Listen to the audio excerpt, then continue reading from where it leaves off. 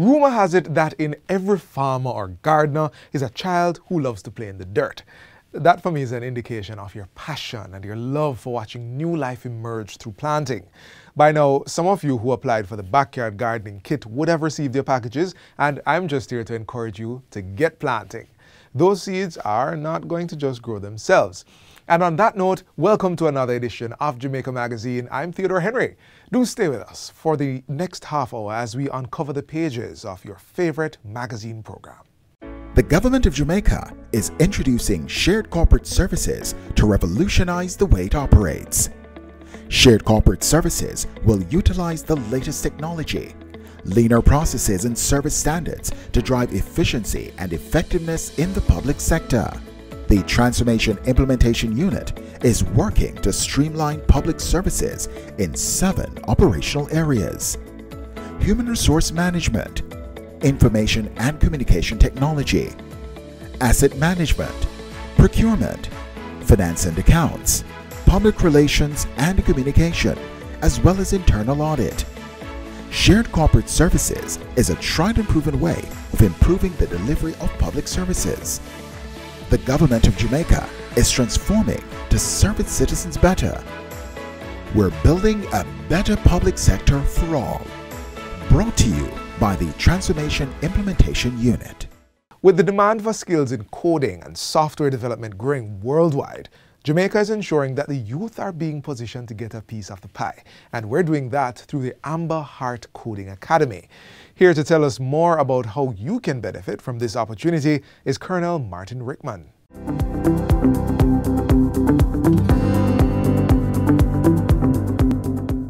Welcome to Get the Facts, the program that provides you with information on government's policies and initiatives. I'm your host, Enthros Campbell.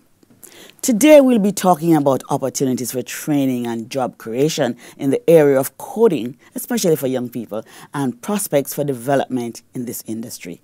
Our resource person is Colonel Martin Rickman, National Coordinator for the HOPE Program and Board Member, Heart NSTA Trust. Colonel Rickman, so welcome, so good to have you. Welcome to the program. Thank you very much, Enthros, for having me. Good, and I'm happy to talk about this program today. Tell us, so the Amber Group and Heart NSTA Trust have come together to form this academy that will help train young people in coding. First, tell me why coding and tell me about the initiative. Okay. So, first of all, coding is, and let me just acknowledge first that I'm no expert in this field to start with. I do youth engagement and so on, and I'm always looking for opportunities for youth. Coding is about a language that computers understand, if I can put it in my layman's terms. Yes. And the language of coding, which there are a number of computer languages or coding languages, is the process of coding is the art of giving the computers instructions that it will do what you want it to do. Right. Yes. And coding is applied to pretty much anything that is electronic based nowadays, and it is infused in all of our everyday lives. In the modern average person would have a smartphone. It would have been coders who would have inputted the basic information that told the smartphone how to work when you gave it any inputs, i.e. you punched in information or typed in numbers and so on. Everything from new modern cars, and in fact the future of cars is all going to be about computerized machines, and coders are going to be there to input the information to explain to the instrument, or the car in this case, how it should perform given what set of circumstances. So you may not realize how much coding has impacted your life and your viewers who are watching. Think of your smartphone, think of your smart TV, think of when you drive on the street and the traffic lights that are controlled by computers.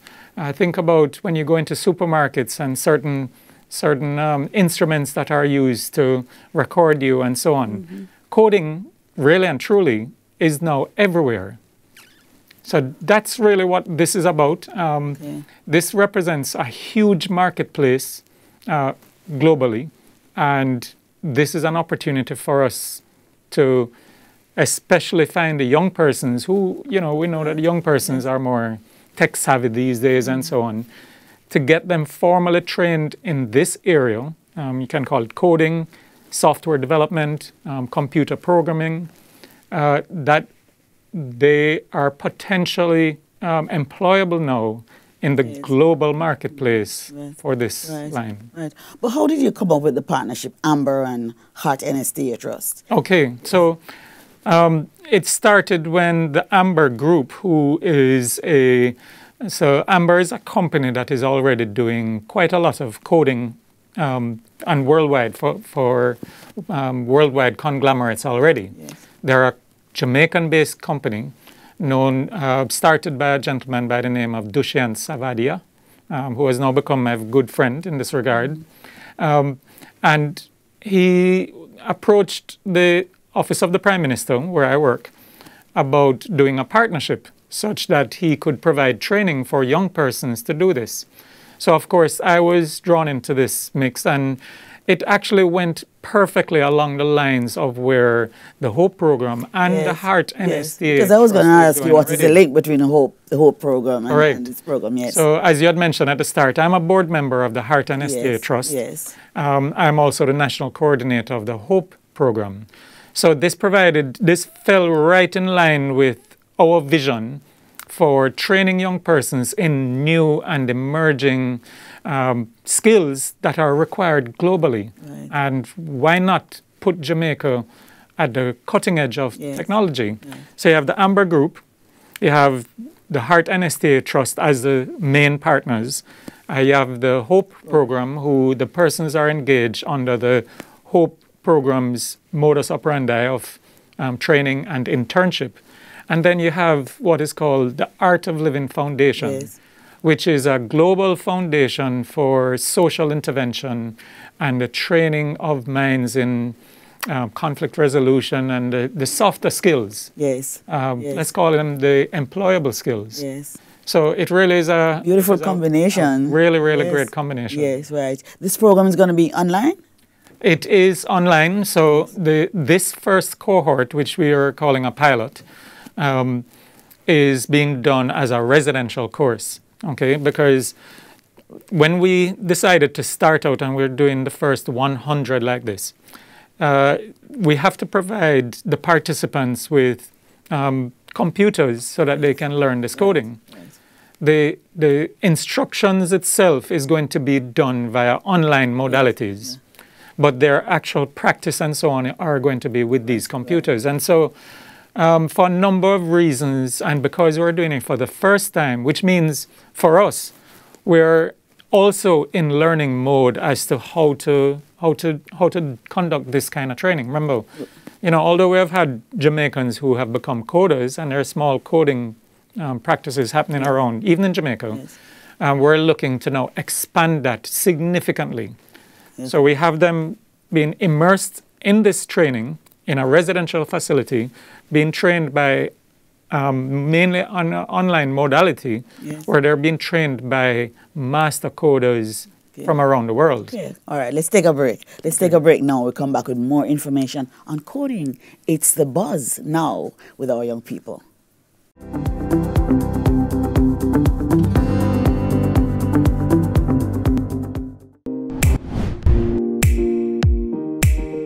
The Forestry Department is leading the implementation of the National Tree Planting Initiative, which seeks to plant 3 million trees in 3 years, one for each Jamaican plus a little extra for good measure. So I'm inviting each Jamaican to visit our nurseries across the island and collect your tree seedling and make your mark towards this great goal for Jamaica.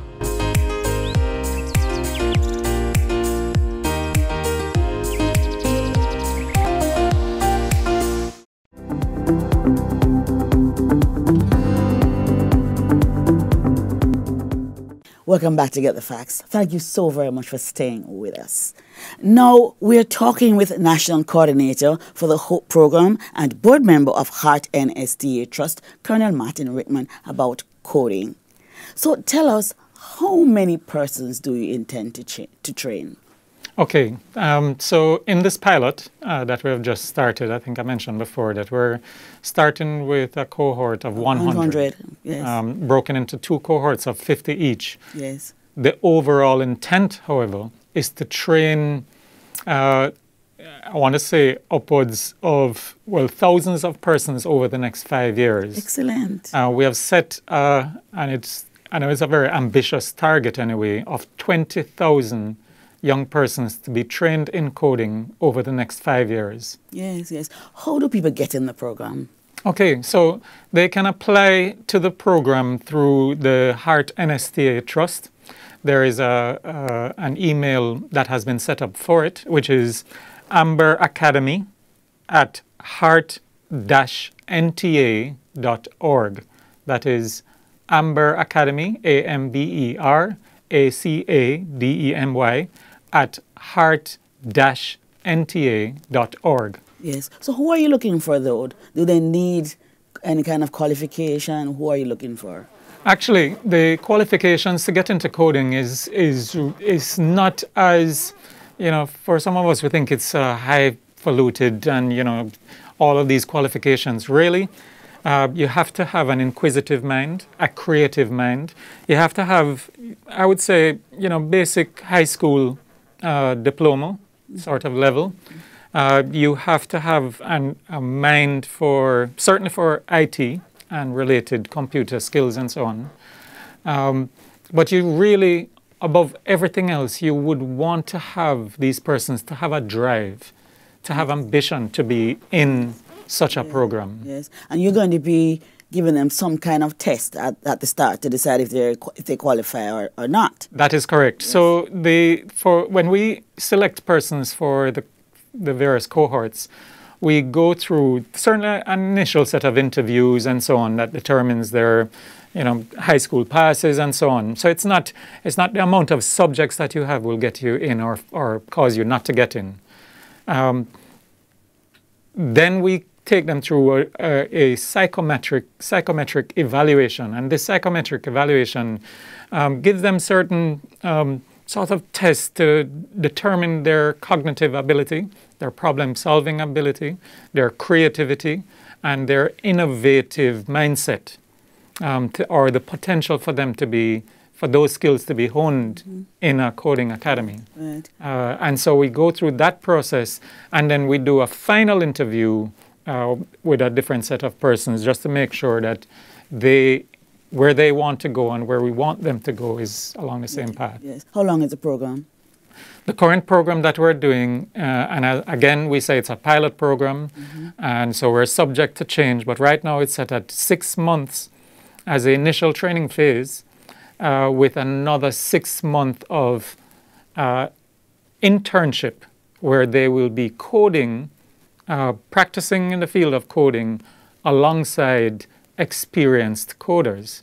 So they'll actually be doing this stuff. The idea being at the end of 1 year, when we release them, they are immediately employable in the global marketplace when it comes to coding. Right. So the program that you have now going, the pilot, it's residential. This one is residential. But the other programs to follow will not necessarily be. That's correct.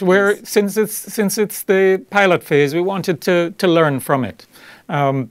So we don't anticipate, or we don't even expect that we're going to need to, or we're going to even be able to afford to have everybody, the thousands that I mentioned, to be going through a residential course. Yes.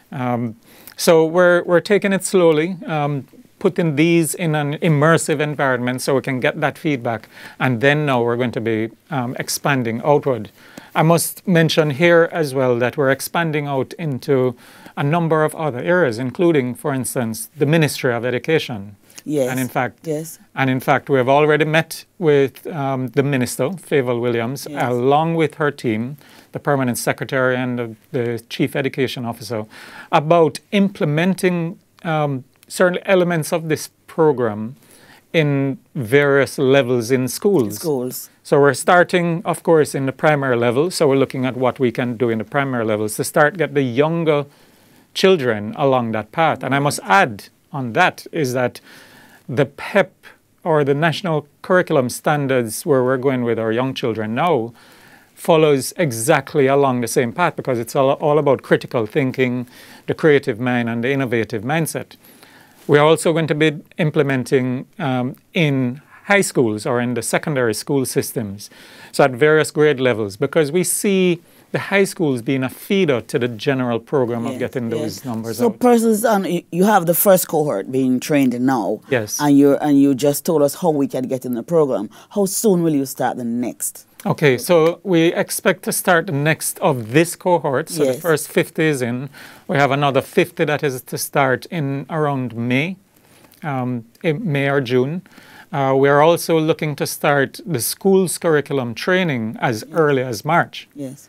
But we're also looking to expand this training into other, certainly starting at the heart institutions around the island, of which there is, I think, 27 different heart institutions, and have the training start within those as well. Right. And then we're going to be expanding into other than heart locations. So for instance, community centers and innovation centers that already have computer lab setups that we can bring persons in and start to get them going. Good. All right. So young people are watching this program. What advice do you have for those who are looking on now and will be planning to enter this program? What would you have to say to them? Okay. So for coding is the way of the future. It is a beautiful possibility to get into something like coding that will help to curb where you want to be in the future. And no matter where you want to be later on, no matter what your ambition is. So for instance, if you want to get into the auto mechanics world, coding is going to be an important player in that in the future. If you want to get into construction, coding is going to be an important player in construction industry in the future. So pretty much any industry that exists out there as we move into the future is going to involve some level of coding one way or the other. Now, coding obviously is not for everybody. However, to understand the principles behind coding, even at the basic levels, I think it would be a good thing. Yes. I want my children now to be involved in coding because going into the future, no matter what you get into, it could be medicine, any other field, coding is going to play a very, very important role, and already is, I might add. Yes. Colonel Rickman, thank you so very much for talking to us today on Get the Facts. It was really, really useful information. My pleasure, and thank you for having me. This has been Get the Facts. Our guest was Colonel Martin Rickman, National Coordinator for the HOPE Program and Board Member at Heart NSTA Trust. For more information on Heart NSTA Trust skills training opportunities, contact the Heart NSTA Trust at 876-929-34108 or 888-432-7868 or visit their website at www.heart-nsta.org. Until next time, when Get the Facts brings you more useful information, I'm Rose Campbell. Thanks for watching and best wishes on your pursuit to self-growth and development.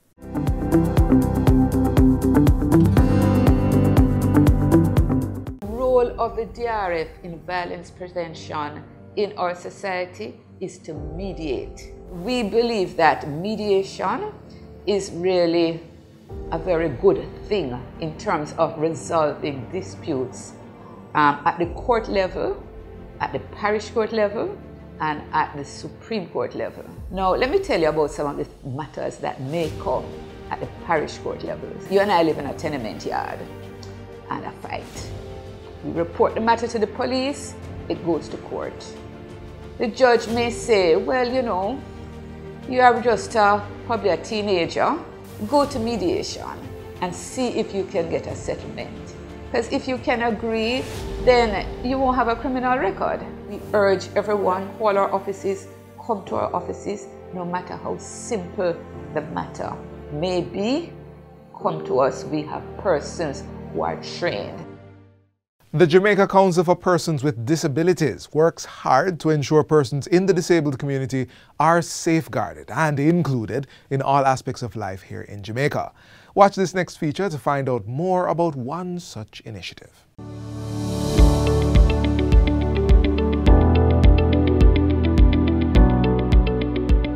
I'm Dion Jennings, Chief Technical Director assigned to the Jamaica Council for Persons with Disabilities.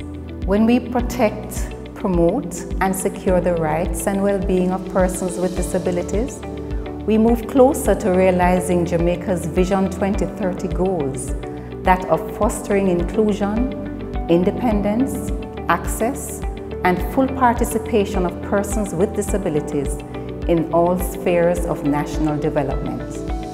The Jamaica Council for Persons with Disabilities, under the Ministry of Labour and Social Security, is charged with the responsibility for implementing policies and programs for persons with disabilities. The JCPD, through the Ministry of Labour and Social Security, will continue to provide support to persons with disabilities to access assistive aids and adaptive devices to enable their independence in their everyday life. What is a hearing aid? A hearing aid is a small electronic device that someone who has a hearing loss uses. Are there different types of hearing aids?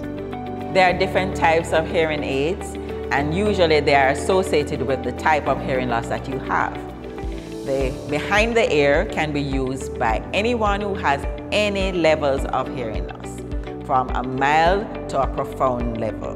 Then you have a receiver in the canal hearing aid, basically for persons with a mild to moderately severe hearing loss.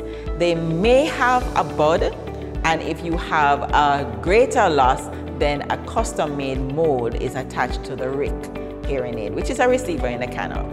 Then you have an in-the-ear hearing aid, again, that is used by persons who have a mild to a profound hearing loss. Then you have in-the-canal hearing aid. That is used by persons, again, who have a mild to a moderately severe hearing level. The last hearing aid that we have is called the completely in the canal, and that is used for persons with a mild to moderately severe hearing loss. Tips to care for hearing aids.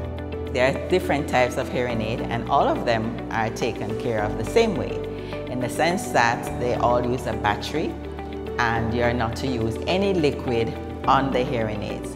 So there is a brush that normally comes with the product that you will clean off any wax or any moisture using a piece of tissue or a soft rag, and you take out the wax out of the openings of the hearing aid. So this is an in-the-ear hearing aid, and so this is taken care of by putting in the battery here, and then you remove it, leave the battery door open, put down in the case, and then if you have a behind-the-ear hearing aid, it's basically the same way.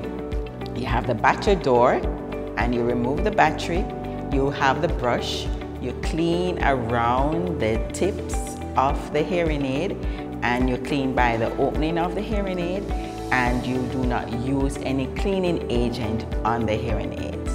Also, at the tip of the hearing aid, you may have what is called a hair clear, and that is replaced whenever it is blocked with wax. So you put that on the tip of the hearing aid, and you insert it on the opening of the hearing aid so that it protects the hearing aid from excessive wax getting into the instrument itself. And then you remove this and you discard this as well. And that is basically all you have to do to take care of your hearing aids. Do not swallow the battery for the children. Do not leave it out for the animals to come and play with them. And you open the drawer, put it in its case, leave it open so that if there's any moisture in the hearing aid, it can evaporate. So parents, guard the hearing aid, protect them from any excessive moisture. So no cleaning of alcohol, no cleaning agent, no bleach or anything like that. Just when you remove it from your ears, like this,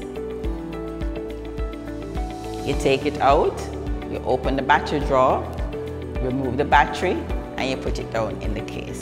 And basically that's all you have to do to take care of the hearing aid that you have. Where can I get information or help? More information and help is available at the Jamaica Association for the Deaf, located 9 Morrisco Road with entrance on Caledonia Lane in the Kingston 5 area. What is a wheelchair? A wheelchair is a chair with wheels used when walking is difficult or impossible due to illness, old age, or disability. Are there different types of wheelchairs? Yes, there are different types of wheelchair. Actually, you have 3 types: standing wheelchair, electrical wheelchair, manual wheelchair.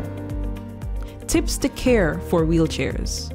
Some tips for caring for the wheelchair are: 1. To remove all dust from the wheelchair frame by using a damp cloth.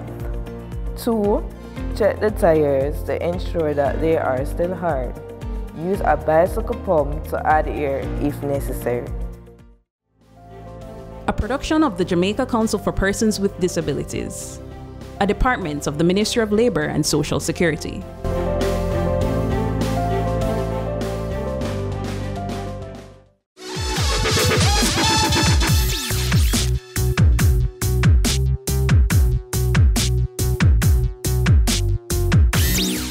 Agriculture is always a good venture to enter into, as you are able to grow what you eat and eat what you grow, and even earn a profit.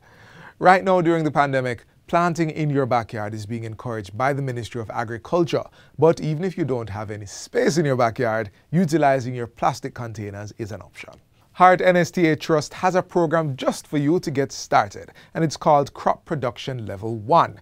You can apply online or by filling out a physical application form and dropping it off at the Ebony Park Heart Academy in Clarendon. Also, the program is free, so if you are indeed interested, then what's really stopping you from getting a certification in crop production? Imagine being able to learn the fundamentals of farming, pests and diseases, how to get rid of them, and most importantly, how and when to fertilize your crops to get maximum yields. Make hay while the sun shines and visit heartnsta.org for more information on crop production and a whole bunch of other courses as we work to make Jamaica a place of choice to live, work, raise families, and do business by being skilled and certified.